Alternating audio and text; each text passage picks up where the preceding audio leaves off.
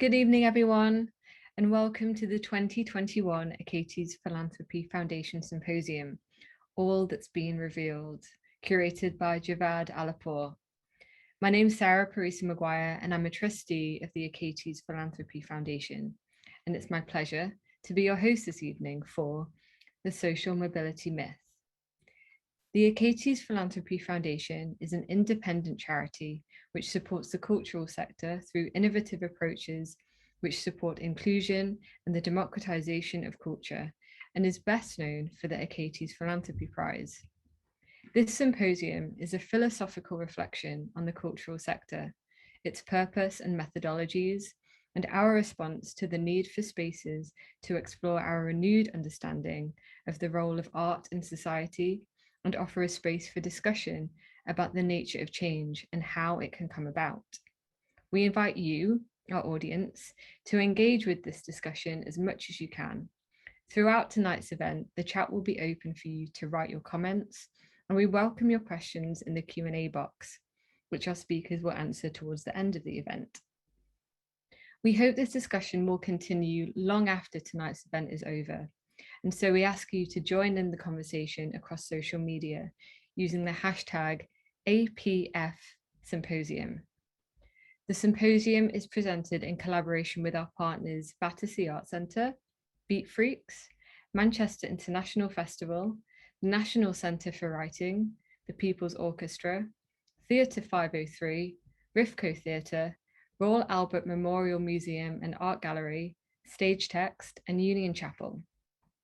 All That's Been Revealed is sponsored by Achates, and we're proud that our trustees of the foundation have made donations to make it possible for us to have live captions from Stage Text this evening, which seems particularly appropriate during Caption Awareness Week.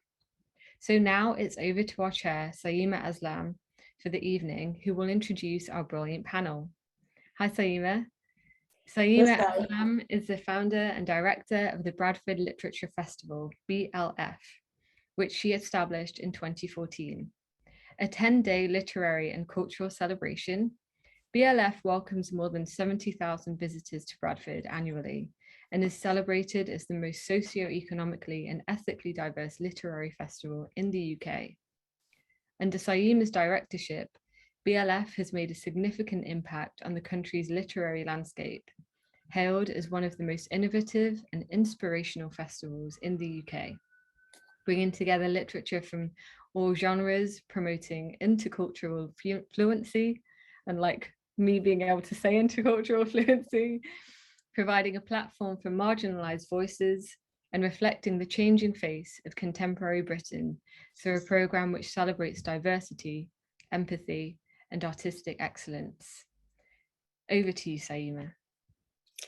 Well, first, Sarah, thank you for that very lovely introduction. I must remember to actually have a shorter introduction so that people are not listening to more about the festival, but actually allow us to actually talk about our brilliant panelists that we have here with us this evening.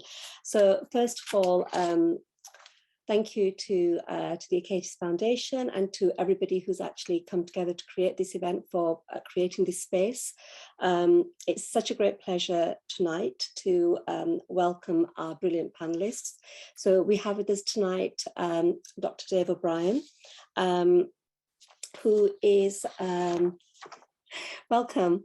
So Dave is the Chancellor's Fellow in the Cultural and Creative Industries at the University of Edinburgh and a co-investigator in the Arts and Humanities Research Council's Creative Industries Policy and Evidence Centre. He's published extensively on inequality in the creative economy, including his latest book. So, please make sure you go out and get this. His latest book, Culture is Bad for You. And obviously with that kind of title, with that provocation to this audience, I will be expecting all of you to rush out, which is co-authored by Dr. Smart Taylor and Orion Brooke. And I was particularly interested to see that Dave has also recently co-authored some new research on the crisis of social mobility in the creative industries.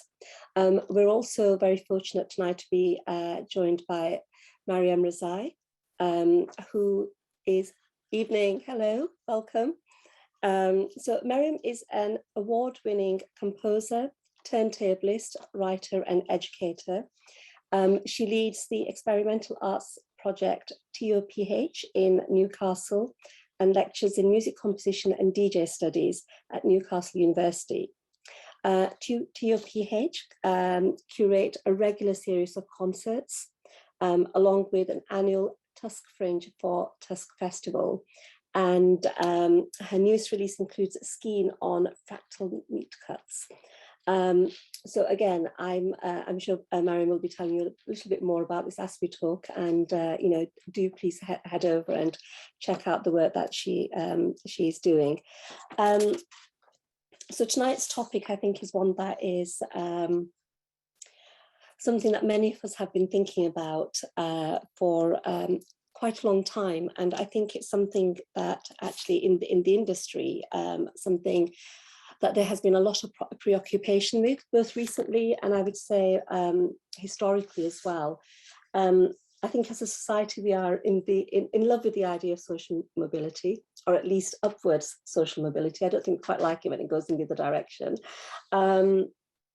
The idea that with the right amount of hard work and application and all those other wonderful things that support our current systems, we can all move upwards in society. And obviously tonight's event is about the fact that the arts have been one of the vehicles by which the idea of social mobility has been promoted. And yet we see that in the arts, the ecosystem is pretty much a reflection of society at large, and tends to be dictated by socioeconomic backgrounds. So the question for tonight will be that, can the arts become a beacon for change? And to my mind, I think there is also the question that, is it possible for the arts to become a beacon for change without other parts of society actually also changing? Is this something where arts should be the beacon, should be leading the way? Obviously, art and artists have always been at the fringes of society, have been the change makers, pushing from those edges, creating that change, leading that social revolution. But I think it is an interesting proposition, and a huge amount of responsibility. And to my mind, there are questions around this in terms of, is this the burden that should be shared equally? Is this how do we create those changes? How do we actually move those things forward? I find it, I think we live in times where there is continuous talk about this, and I think certainly within the sector I haven't been in the sector for as long as I think some other people will have been here, but certainly for the period of time that I've been working in the sector, the idea that we should be creating art for everyone. Everybody from all backgrounds should be allowed to participate, all of which is absolutely yes, it should be. And there is a push now from funders to actually try to drive this change as well. And yet what you see is that a lot of arts, which is actually about communities and actually allowing people to participate and to engage, tends to remain at the grassroots level. And there seems to be a real divide, if you like, between high art and art which is seen to be perhaps more visionary, and art which is actually for communities. And I think for me that is a fundamental question. Should there be that kind of divide, or is that the right thing? Is that how it needs to be? Is it only right that actually there are different types of arts and there are different types of arts and artists and output that suits different types of society, or is it actually that everybody should be able to access everything? We have a lot of talk at the moment about shifting the focus to communities, and I find it really interesting. I've been having lots of conversations about co-curation and involving communities in this, and sometimes I think when we're having these conversations, there is this feeling of things perhaps going around in a cycle. Perhaps the words are changing. We are looking to address things. We are now talking about addressing them in different ways, but actually that fundamental issue at the heart of things remains the same. And personally, I think for me, it is something that I think about a lot. A lot of the work that I do through the festival is all about how do we remove the barriers? How do we remove the barriers that people might find in terms of participating with arts and culture? And I think there is also that thing about how do we actually create that fundamental change? Is it possible to create the fundamental change without creating the change within the sector itself? If you don't have people who can actually think about this from a point of view of lived experience, is it possible to actually get that change? And if we want to create that change and have people from all walks of life within the sector, then how do we enable that? Because it is one thing to talk about it and to have the focus at the end, but on the end product and what we would like to see in the sector. It is quite another thing to think through the steps of how we actually create that change and create meaningful and lasting change. So these are the thorny issues that our wonderful panelists will be grappling with. The other thing that I should mention before we actually go any further is that we will also be joined by Abdul Shaikh tonight, who is the artistic director and joint CEO at Tara Theatre. He is running late. He is working on a live delivery, and as we know, these things are sometimes don't run quite to schedule and how we want them to run. So what I will do is I'm going to kick off, and Dave is going to give a 5-minute presentation with his response to the idea of the arts becoming a beacon for change and whether that is possible.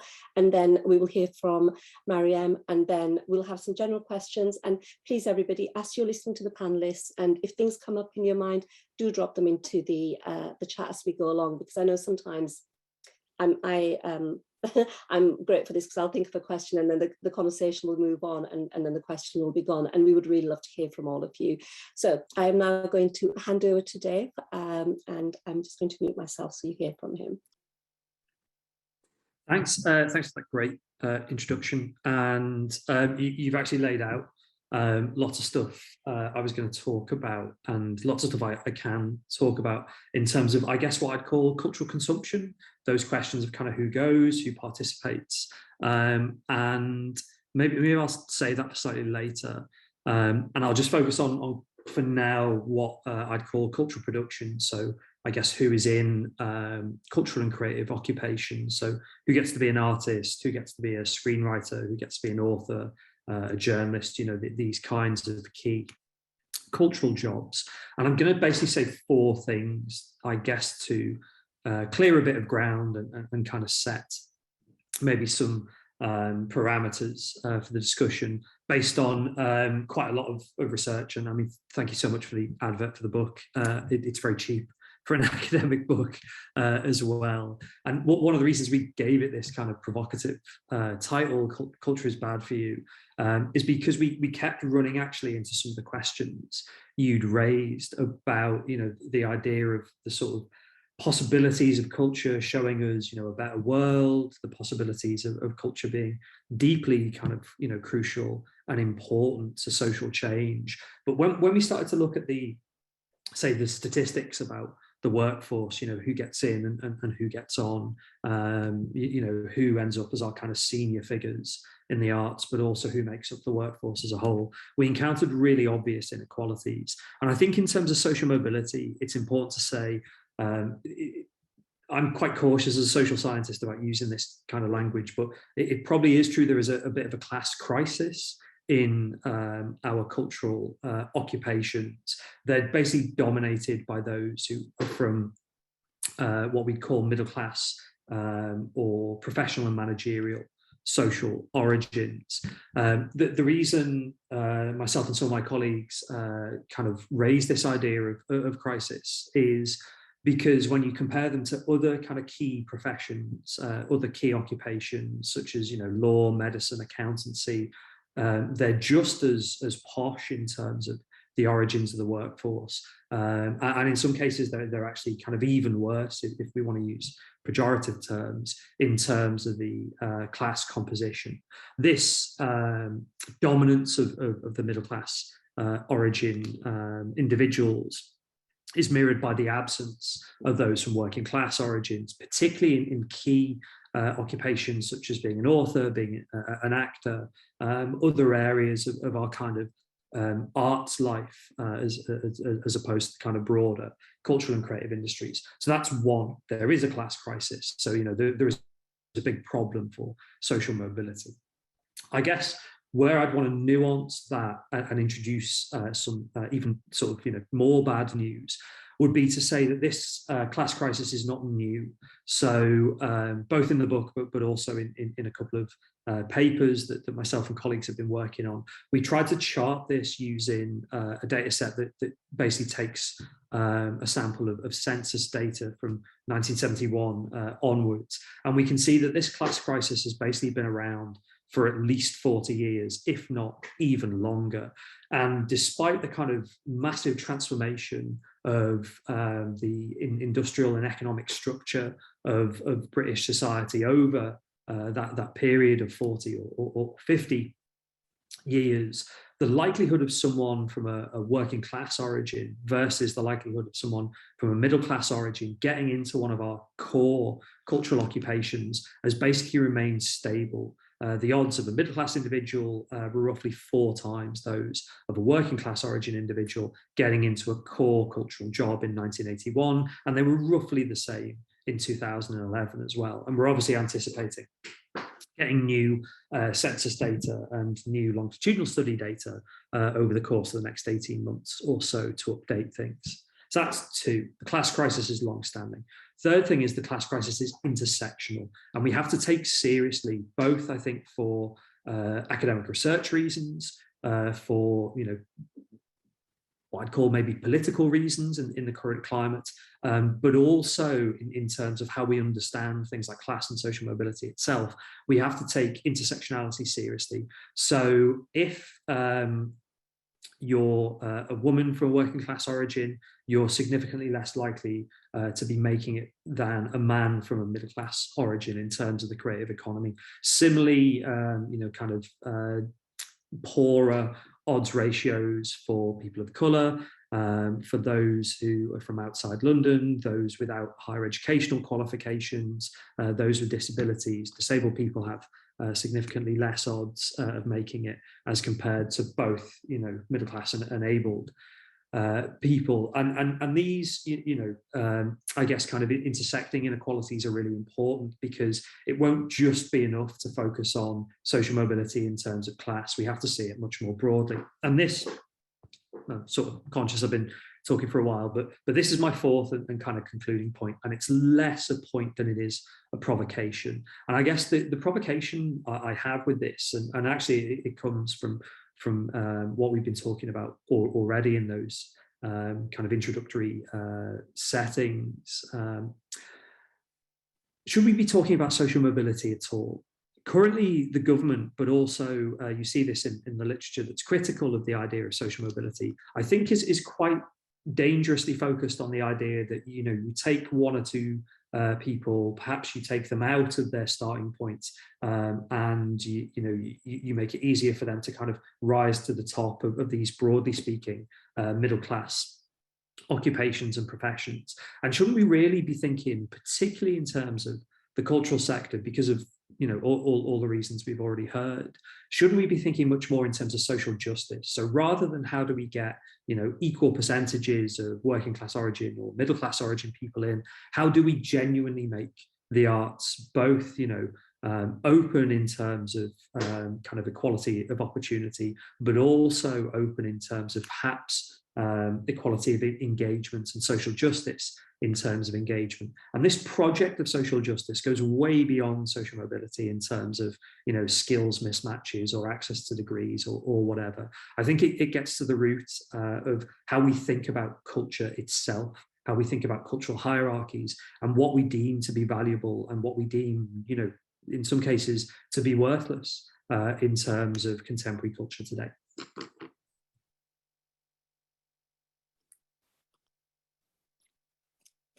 Dave, thank you so much for that. That was incredibly thought-provoking. and that's actually a really, really interesting point to finish on, and yes, certainly food for thought. I'd like now to hand over to Mariam, who will be speaking to you 5 minutes, and then we'll do a few questions. I know we've got questions coming in, and then we'll start taking questions from the floor. Mariam, over to you. Thank you. Thanks very much. Thanks, Dave, as well. What I'm about to talk about will fold in very beautifully with a lot of what you've just said. So I'm going to start with a series of statements that I believe I'm going to talk a little bit more from my own perspective and my own experiences here. So from my accent, you might be able to hear I'm northeastern based. I'm in Gateshead with a wonderfully Geordie accent. The unpaid work in arts and culture is still endemic. We need to eradicate unpaid labour and ensure people are compensated fairly for their work. But between unpaid work and paid work, there is also a large grey area. We also need to ensure artists have secure work at a rate of pay that means they are not living in poverty. There has been extremely bad behaviour throughout the pandemic, but a lot of the inequalities existed beforehand, and we need to talk about it. We need to talk about class, and we need to recognise that how we define class is also changing. Let's not forget, in 2006, Catherine Bunting and the audience segmentation exercise that Arts Council England conducted. It included troubling and offensive stereotypes, time-poor dreamers, older and homebound, limited means and nothing fancy, and if you can have a favourite insult, quiet pint in the match.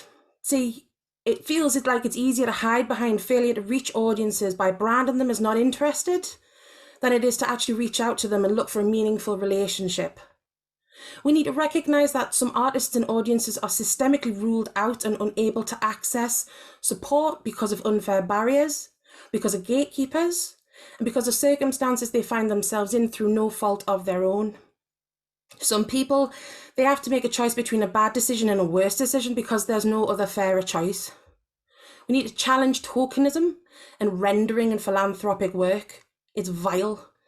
And if we must tick boxes in funding forms, then we have to recognise class, or rather, do we need to recognise class as a protected characteristic if we wish to foster and nurture meaningful engagement? And of course, I'm speaking more very specifically about the northeast of England. We need to see a demonstrated commitment to working class artists and audiences in the northeast from funders and funded institutions through equity before any form of genuine equality can be achieved. This was a problem pre-pandemic, and now it's just such a huge issue. I'm not sure if it's still salvageable anymore. And above all, we need to embrace intersectionality. And by this, I mean we need to recognise the human being that stands in front of us. We need to stop siphoning off parts of people. So I'm going to explain a little bit more of that from my own lived experience and perspective here in Gateshead. I'm a part-time academic, I'm a part-time artist, but I'm fully invested in living in the northeast and continuing to live here and thrive here. When the pandemic hit in March 2020, arts organisations and artists in Newcastle and Gateshead all dealt with it very differently. I'm part of a voluntary arts collective, the Old Police House, also known as TOPH, and we immediately moved our work online. What we deliver is small, very informal work. It combines platform and new artists with established local and visiting artists. We're not funded. Monies collected go to artists, and when we were running online, monies collected went to the local food banks. We also advise Tusk Festival, which is an experimental arts festival based up in Newcastle and Gateshead, and we programmed the Fringe Festival for Tusk. Several large institutions decided to deal with the pandemic in an interesting way. Some people closed their doors and furloughed everyone. Some people let some staff go, ran a couple of programs in the summer. There was a large arts and a large music organisation who decided they were going to cut a lot of work. But a lot of those staff were already on 0-hour contracts.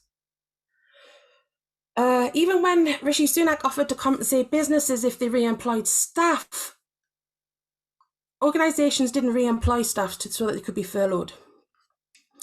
I'm going to talk specifically about the Sage Gateshead. They're awarded £3.5 million a year as an NPO by Arts Council England. In the first round of cultural recovery, they got 2.8 million, and then they were given a grant of £3 million. They also had a lot of private donations. The director of Sage Gateshead published an article in The Guardian on the 25th of July, pleading in the Northeast, let's not forget about everyone in the Northeast. It's not all just about London. There's a great sentiment. A lot of artists in the North shared that article. But on the same day at 5 o'clock, about 100 musicians at the Sage were emailed by administration and their employment on 0-hour contracts was terminated. Despite Tory promises, the Cultural Recovery Fund that was awarded to the large institutions in the Northeast was not distributed to freelance workers or small music organisations. So, a few more statistics.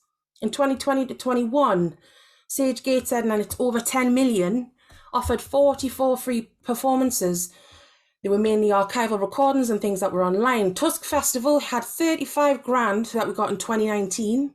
Had to run, it was for running a programme in 2020. Between TOPH, my completely voluntary organisation, we were running 25 events online.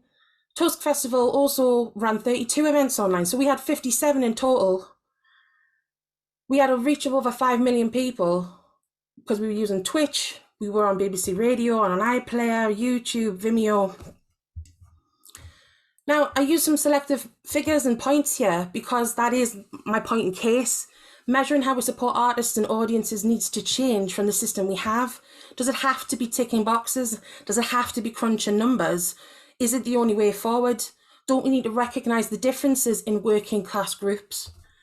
There are so many people who are working, but they are living in poverty. Just because it's legal to employ people in one way doesn't mean it's the right way to do it. Why employ 300 people who are not going to make enough money to live on when you could employ 200 who could have a better quality of life? They could actually rent a flat. I'm not even talking about getting a mortgage. I'm talking about not having enough to rent a flat. Can they not have a decent quality of life? And then the next question is, what happens to the other 100 people that don't get any employment? Don't we need to recognise success, especially with people who've engaged with the hard-to-reach audiences in these hard circumstances? Why are funders hypocritical? Like, why do they choose what is a success and how they use statistics? Like, are statistics really a marker of success? And if it is, if we deliver, why don't we get support? We need to acknowledge that a large percentage of audiences are working class. It doesn't necessarily mean tickets sold. We need to consider that. Well, I mean, I've not even spoken about digital poverty. I've not spoken about access needs and the costs that are behind that.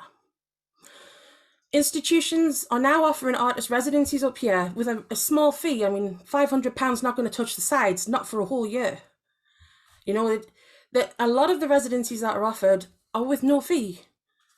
But then we are hearing that institutions then want to sell tickets for performances. Where's that money going to go? What's going to happen with that? And again, from experience, a musician who was working part-time at Wetherspoons, why did they get supported? But then the other musicians who weren't able to get a hold of a part-time job, I mean, it just smacks the inequality. It's just where there are so many questions and so many things to unpick. And in a few minutes isn't a lot of time to discuss this, but I suppose I have one question left at the end, which feels like, how can things change? And if we find that funders are refusing to commit, to communicate with us and talk with us, what are we going to do? See, if my mum was here, what she would say is, well, the fact that they're not talking to you is their answer. Thank you. Miriam, thank you so much for that. That was, well, straight from the heart, and you raised so many pertinent points. I believe Abdul Shaikh is with us. Hi. Welcome. I'm so pleased you were able to make it. So if I can hand over to you for a couple of minutes to just quickly make your points as well. Sorry, when I say quickly, I'm not meaning to rush you. And then we'll launch into the discussion. No, it's absolutely fine. I guess sorry. It's been a couple of quite full-on weeks. We're going into a site-specific. We're making a site-specific show in December, and the site moved today. So one of the sites moved, and also we had to recast as well. So it's quite a bit going on. Apologies. I'm really glad you were able to make it and join us. Yeah, no, thank you for having me. I guess I think class for me is a really problematic term. I think we're talking about access, and we're talking about who has access and who has choice and who can exercise that choice at various different points. And, you know, taking into account everything that I've just heard Mariam's talk about, but equally just from a very personal point of view, I think for me, it's the terminology. I think we have to move away from this idea of class, and we have to look at access, and we have to look at access from a range of different perspectives. I think we need to look at access from a monetary wealth perspective. We have to look at how we enable who is able to access some of these opportunities because they can take on the work for nothing, or they can connect and make networks and develop relationships, and inevitably the more money you have, the more you more you can do in that sense. But I do feel like for me, again, this is on a very personal basis. I grew up in a benefits class, I guess, an underclass situation where my mum was on benefits, single parent family. I'm of Bangladeshi heritage. I'm Sylheti Bangladeshi, another element to that whole mix, which meant the arts wasn't really a place that I should really be going anywhere near, and I accidentally fell into the arts. And certainly now I feel like there has been social mobility within my situation, and I am now running Tara Theatre, absolutely, but equally there's a bunch of other things that I have access to that other people might not. And I think there's got to be a conversation around that, because I would still class myself as being working class because of the values I was brought up with, because of my lived experience. But I can't, I shouldn't, and I be able to access some of the opportunities that are available for working class artists now, because I feel like I'm not in that space anymore.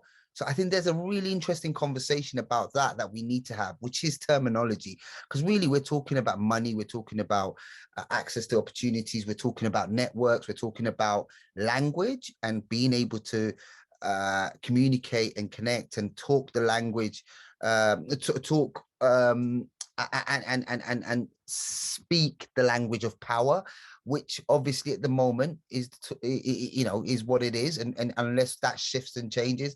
But even with the Labour Party, you know, you look at the people who are leading the Labour Party. I think language is a huge thing as well. So I was going to talk a little bit about that, and you know, this has been a real live topic for me at the moment, because we just did an R&D project, an R&D week around class, and we're thinking about making a show around class, in particular looking at the South Asian community. But I do think wealth is or I was thinking about access is a much better way to frame this and think about how we find a solution to this. I think class, I don't know, maybe I'm wrong, but I feel like class takes it somewhere that it becomes a little bit more problematic to talk about it within the class context. Just as an example, you know, last week we were working with an actor who had, who was absolutely of a higher caste within the South Asian community, within the Indian community, but currently, because of family circumstances, has very little wealth or access to opportunities. And in that situation, how can they navigate this space? Because if you look at it from that caste perspective, they are certainly in one of those, they're supposed to be in a space as opposed to what their reality is. And I think there's something really interesting about a situation like that. And you know, before I went into the R&D week, I think I thought about class in a completely different way, and I felt like I was really clear about what it was for me. And it brought up some really interesting, difficult, challenging conversations, and being able to interrogate this idea and some of the preconceived ideas we have around it, or thoughts we have around it, really made us think about what this all means, and especially within the South Asian community. But beyond that, I think it applies to communities other than just South Asian. But that was something that I was going to go into more depth about. But for me, I think it's absolutely about us really trying to define the terms of this debate a bit. Yeah, I think it's about trying to define the terms of this debate slightly differently.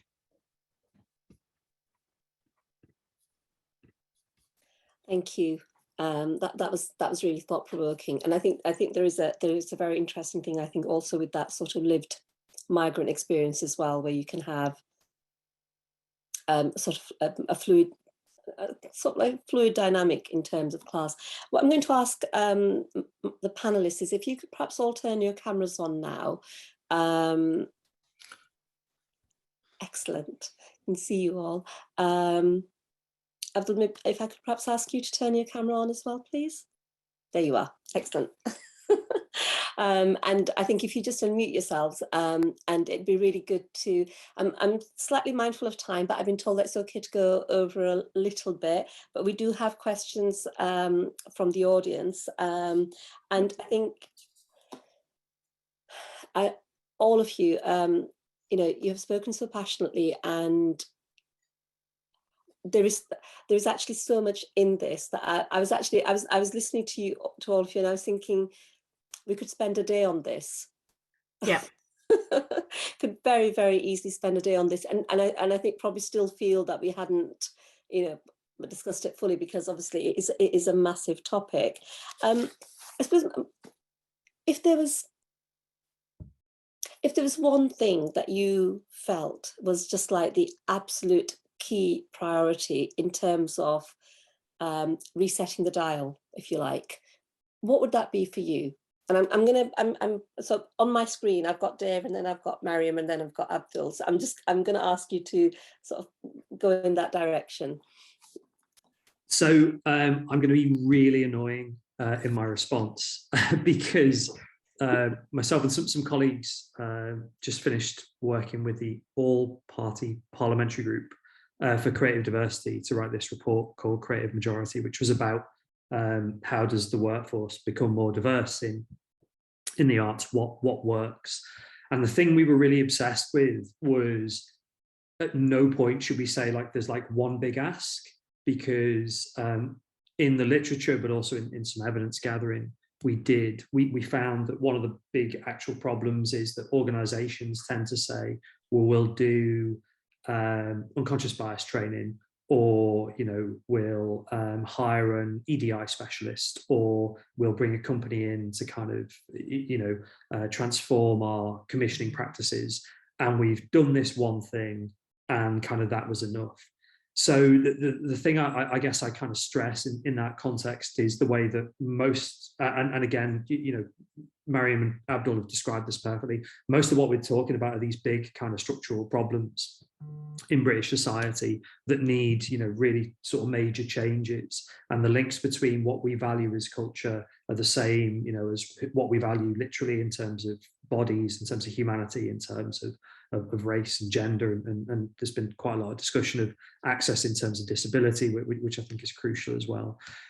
That said, if I just very quickly, in terms of cultural consumption, there is one really big thing that I'm very fond of sort of saying is, I really wish that kind of cultural policy like Arts Council, but also arts organizations, would start from the point of view of people will invest loads of time and loads of money in stuff they like and want to do.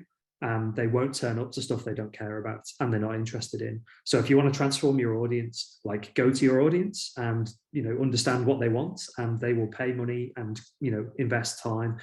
Don't start from the point of view of the audience is faulty because they're not consuming what we're giving them. If we just disciplined them better, they'd come to us, because that doesn't work.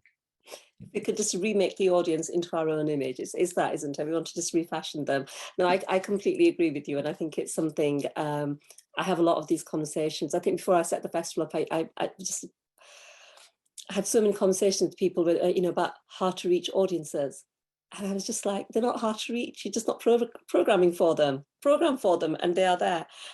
Yes, no, I agree with you. I think it is difficult. I suppose what I'm thinking more is, if there was that key priority for you that you would focus on. Yeah, I mean, and I didn't mean to kind of dismiss the question. No, Actually, not at all. We found this with the policy stuff that, academics are like, if I could just give you several books to read and a long lecture to begin with, and there is definitely, we do need a kind of a sense of like, it's easy for an academic to say, we need major structural change in British society, but you guys as cultural programmers are like, yeah, but what does that mean? What do we do? Yes, and I think, and it's also interconnected, isn't it? And I think it is that thing of where do you actually start? Miriam, if I'll pass over to you. Yeah, and again, as Dave was saying, that it's not easy. I don't think there's one thing. I think that one thing I would really like to see is a commitment to artists and audiences, and then the step after that, which is taking responsibility. And I think a little bit of this comes from the fact that I see very poor work and very poor decisions, etc., being continually rewarded. And that's something personal for me that I struggle with seeing. I don't think it can be just one thing. But I'll leave it there. Hierarchy of priorities. Abdul. I think for me, it's about making the conversation around money and going to go back to access easier, and how we create a shared awareness and understanding. So when an artist is talking about this, it doesn't feel like a curveball at an organization, but this is already a shared understanding between us, and there's a language there. And equally for the artist, it doesn't feel daunting to talk about it. I want artists who are working with Tara to come and talk to us about the challenges they're facing, and for them not to feel like talking about an issue will lead or end up us not wanting to work with them again or whatever. But really trying to create that atmosphere and environment for us to have these conversations in a really open and honest and safe way. And that's what I would really like us to start doing and seeing happen. And that's large and small organizations right across the sector really thinking about that, and figuring out how we can share that between us and share that learning between us, and find solutions together. Utopian dream, I guess, but Well, this is the arts and we are all about utopia. I think in terms of my next question, actually, and Joe Variant has actually made this point about it's not just about programming for them, it's about actually having your staff reflect the communities. And I think this is actually so true, because part of that thing is it is about that lived experience, and actually knowing what to program and how to do it. How is it actually going to reach people? And I think this is that point about creating lasting change for the sector. How do we actually create that lasting? How do we actually shift those dynamics within organisations? And Dave, I'm going to pose that question to you, because obviously you've been doing the research, so you are going to, it would be really good to get your viewpoint on this. Yeah, I mean, there are loads and loads of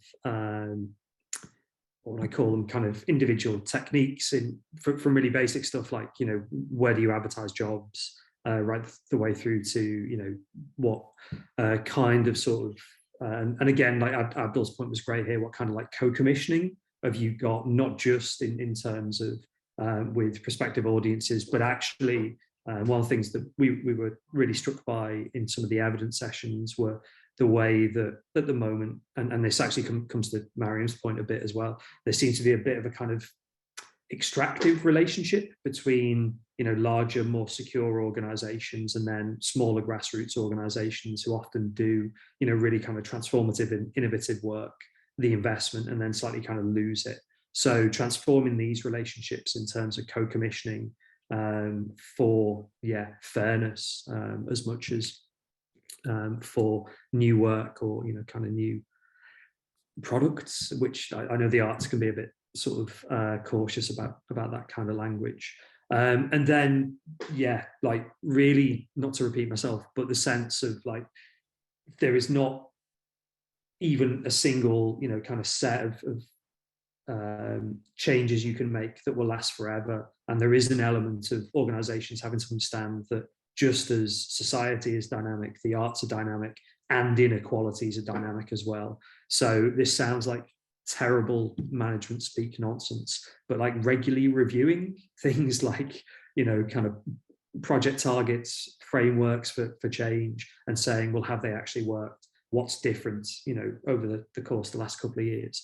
And to kind of link back to what we've been talking about, culture, one thing a bunch of us have been kind of working on is the way that kind of cultural hierarchies are obviously really different. People tend not to be kind of snobby at all, but actually this is like a new way for certain groups in the arts to kind of draw boundaries around themselves and to make judgments. And again, thinking about Mariam's comment about, you know, quiet pint and a pie and stuff like this, those kind of boundary drawing, you know, we now reflect on that, whatever it is, 15 years later, it's like, oh, that's terrible. But actually we found new ways to draw boundaries. And so the ways to kind of combat them and address them and change them have changed in terms of, you know, needing different techniques. So that sense of this is dynamic and it needs, you know, almost kind of constant attention really matters.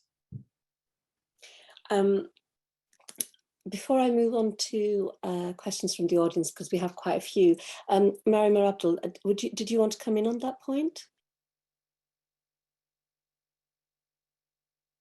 No.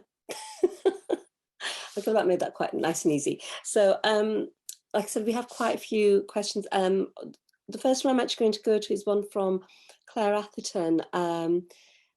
And I think I'm going to, Dave, I'm going to ask you to answer this because this is your last point when you were speaking. What do you define as social justice? Yeah, that's a great question. I think that there's a range of elements here. One would be just thinking about the workforce, that people are not subject to discrimination on things like, you know, their background, their accent, you know, disability, skin color, gender, all of which we found incredibly strong evidence that goes on in the arts, even at the same time as the arts say we're a meritocracy, we're open, talent and hard work is how you make it. And then I think more broadly, a social justice take or a social justice approach to the arts would be something where not so much that kind of everybody has equal access, but it's not the case that some art forms, I guess, are closely related to particular elite social positions and have a different, I guess, kind of value, and that people have the opportunity to, you know, almost kind of engage and make judgments irrespective of their background. I think those things are really, really key. Abdul, is there anything that you would add from your perspective on this? Look, I think the question, and I keep asking this question, now, how radical are we willing to be in the arts? I think there's this. We talk from a very liberal my tongue, I'm getting tongue twisted. We talk from a very liberal point of view, and we always, you know, we sit and we talk about these issues, but actually, you know, are we ready to be as radical as we need to be? And that's the bigger question I keep asking. We had this big moment. We had an earthquake, and we had an opportunity to shift everything around.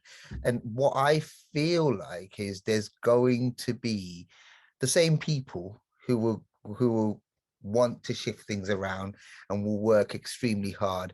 And it will be the same people who will sit and protect their castle and pull up the drawbridge. And you know, we have to ask these questions now and go, right, how radical do we want to be? Because I think there's some really, we could look at some really interesting radical models and think about how we shift things. You know, do we look at funding all art form at the same levels?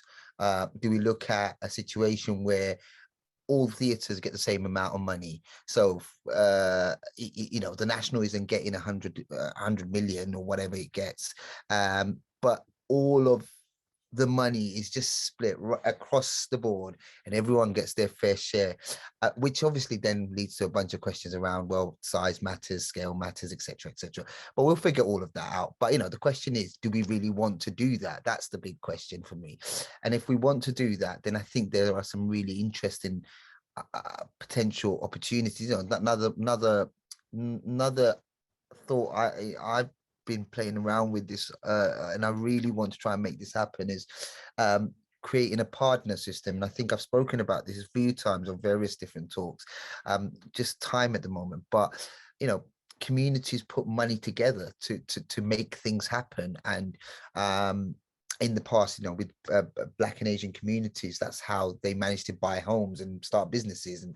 And can we do a similar thing within the arts? Can we have that system and structure? So actually it's your audience who are investing in this product, and whether there is, if it's profitable, they get money back. I don't quite know yet, but I haven't gone that far down the line. Tara's been taking over my life too much at the moment, but there are some really interesting things that we could look at. But the bigger question is, how radical do we want to be? Because I think we were working within the systems and structures, and not wanting to break and shift those structures. I think Mariam wants to come in. I was just going to say. I know. I mean, Abdul. I'm totally game. I mean, like, I want to change it. I want to see a change, because we're on rock bottom. There is nothing. You can have a free room for 4 days. It's a very interesting point you raised about, should we be partnering? I'd love to partner with other promoters and other organisers, but we ain't got a penny anyway. You know, we can open doors, but then we're getting thrown out of buildings by councils. How many times I've been told off for making a noise when I'm in a legally legit space doing normal things and finish by 10:30. You know, it's a music studio. There's a drum kit. It's not that radical a noise. But also partnering with organisations. I could sit here and talk to you all night about how many ideas we've put into practice and seen, and then just see it lifted and somebody else gets the money and then puts the wheels on it, and then it doesn't work very well because they are not particularly good artists. I mean, I can only be really honest with you and go, I'm up for the radical change. I already lost a shit ton of stuff, and bring it.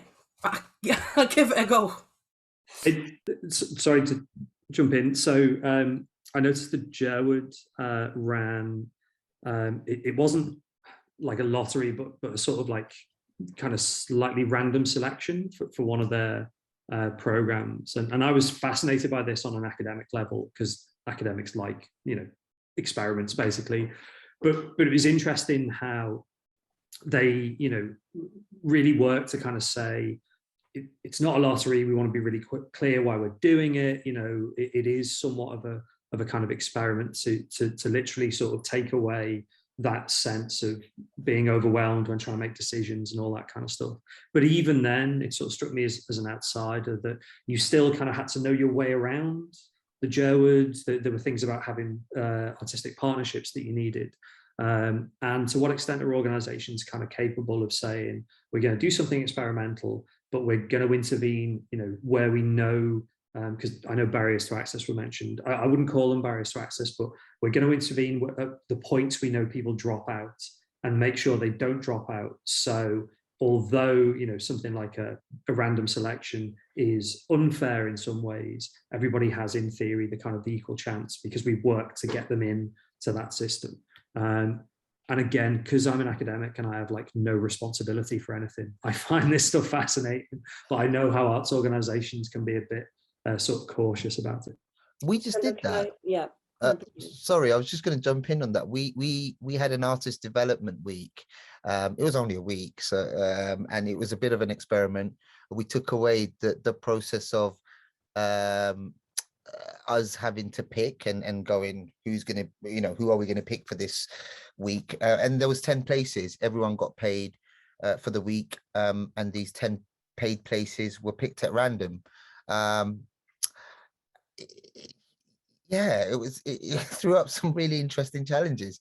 But equally, Was it good? Like, just thinking about Mariam's point about, you know, kind of artistic quality and stuff, like, was it good?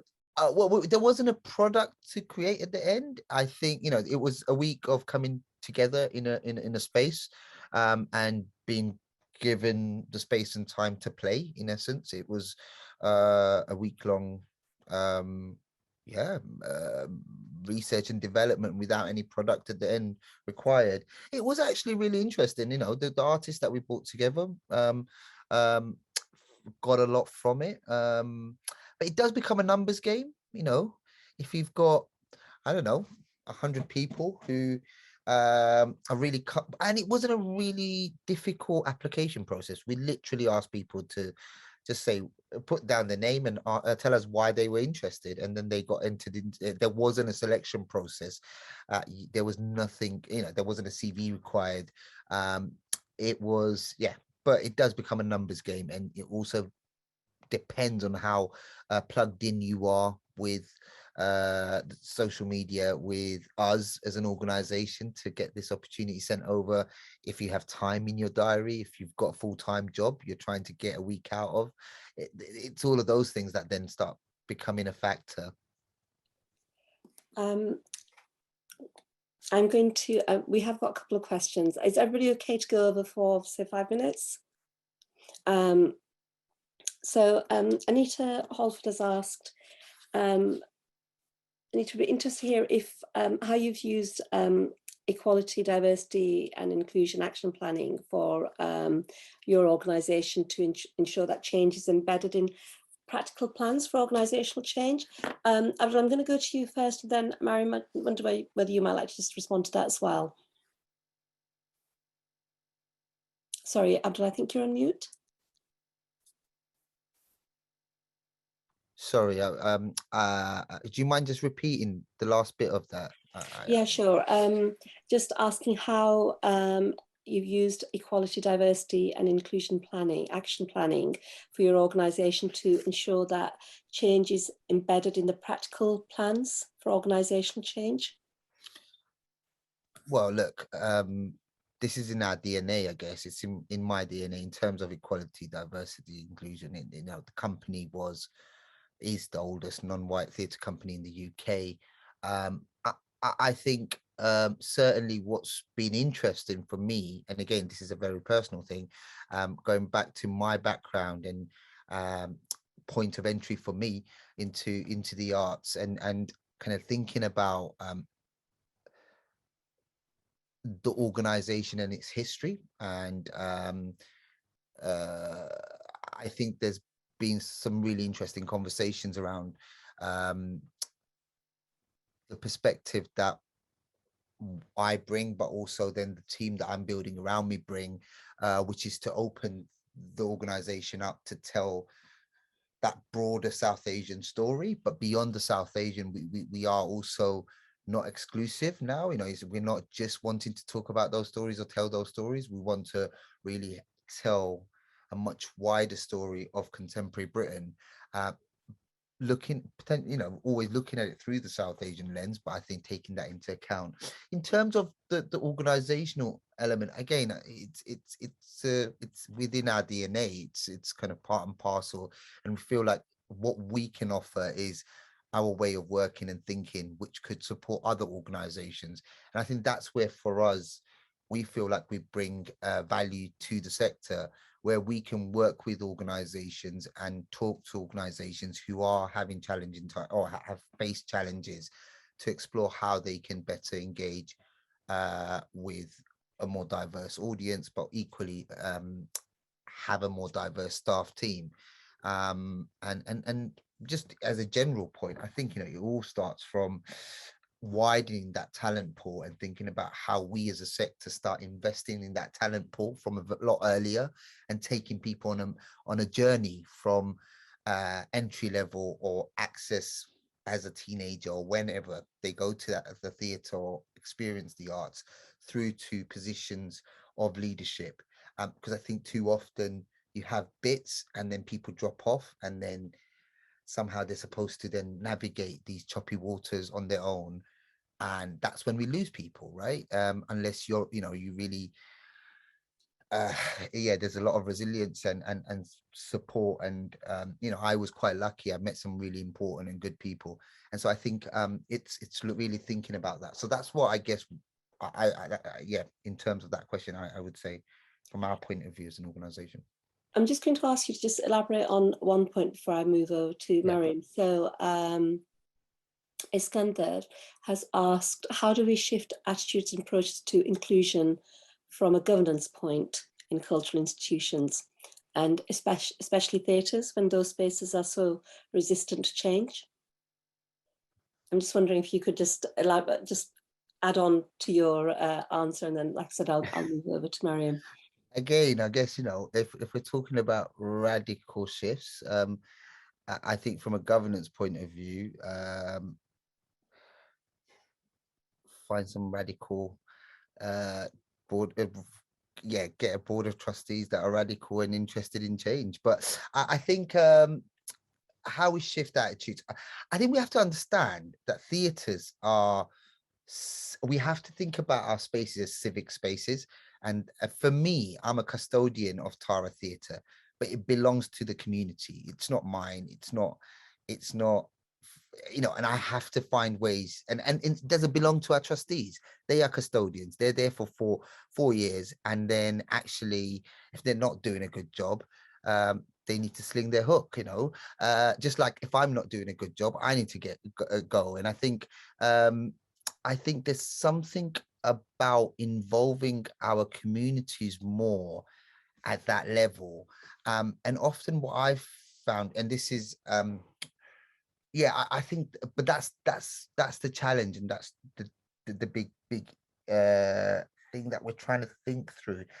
How do you get people from these communities on the boards? Because boards take up lots of time, and you need that investment, because they can give that time, and often the people who can give that time are people who have money and who have free time to give. So there's this really interesting challenge for us. But I think we're looking at setting up an advisory board, but then a number of those advisory board members will be part of our board, or we're looking at a number of different potential ideas, but we can only test and try things and see where we go. Absolutely, and I think it's that thing, isn't it? It's trying the different models. We are sort of running out of time. So, Mariam, could I just ask you really briefly, and Dave, just like really tiny little comments on this, and then I'm afraid we're going to have to bring it to a close. I think, I take everything that Abdul said on board and absolutely agree with what he's saying. I think it's just to add to that too. I had a conversation last year with the composer George Lewis, who is part of the AACM, an Afro-diasporic art organisation in America. And I had a conversation with him about EDI and said, how do we make sure that we move forward positively? And we both came to the conclusion that it is about making specific moves. It's about finding and investing, exactly as Abdul was saying, taking the time. But then it's also choosing, is it in the locale where you are, is it right for you to help balance by integrating also? And in where I am now, I feel it's important that I spend the time integrating. So I find and invest the time and work with and find artists from a much diverse community that I'm from, but I'm also of mixed heritage, and then find a way to integrate that. So it's investment in time and looking for talent, investing in those people. Thanks. Thank you. And Dave, last word, and then... I don't really have a big conclusion other than say this has been really, really interesting. And yeah, like it's been particularly the two perspectives and the possibilities of new practices, I think, are really key here. That's brilliant. Thank you so much. Wonderful panelists and a really wonderful audience, really thought-provoking questions. Dave, Mariam, Abdul, thank you so much. And Katie's, so I just want to, sorry, but I'd just like to thank everyone and hand back to our host, Sarah McGuire. Ah, hello everyone again. So very quickly, on behalf of Katie's Philanthropy Foundation, thank you, although they've mostly disappeared, to Dave, Mariam, Abdul and Saima for your brilliant insights this evening. And thank you all for joining us and for your great comments and questions. A quick reminder that tomorrow night, Javad Alapur will be presenting his keynote speech for the symposium, All That's Been Revealed, exploring the so-called culture wars and how the arts can achieve justice with understanding. He'll be joined by Claire Armistead, Associate Editor of Culture for The Guardian. So do join us for this and for our other events this week. And just a reminder that all events will also be available for free on YouTube. And now that just leaves me to say thank you also to our partners, to Stage Text for our live captions, to Akates, and most of all to Javad Alapur for curating the symposium. Enjoy the rest of your evening. I'm sure your mind will be racing just as mine is. Have a good night.